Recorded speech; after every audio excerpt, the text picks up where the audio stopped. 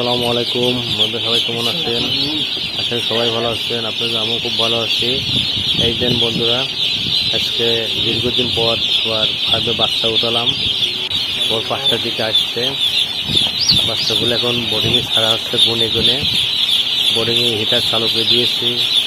Hit প্রয়োজন, hit না দিলে বাচ্চা জ্বর হবে, জ্বর হয়ে মারা যাবে। যার জন্য হিট দিচ্ছি। যখন যতটুকু পরিমাণ হিট লাগবে তখন সেটাই দেওয়া হবে।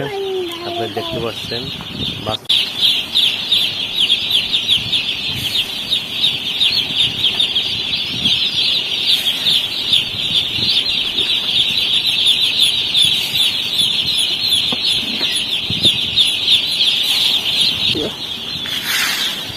পেপার খাবার খেতে এসছি এখন। মানে খাবার দিলে খাবারটা 10 লিটার পানিতে 10 গ্রাম লাইসোবিট দেবো। এটা স্যালাইন, যে বাচ্চা জার্নি করছে এনার্জি দূর করার জন্য এই স্যালাইনটা এখন আমরা খাওয়াবো।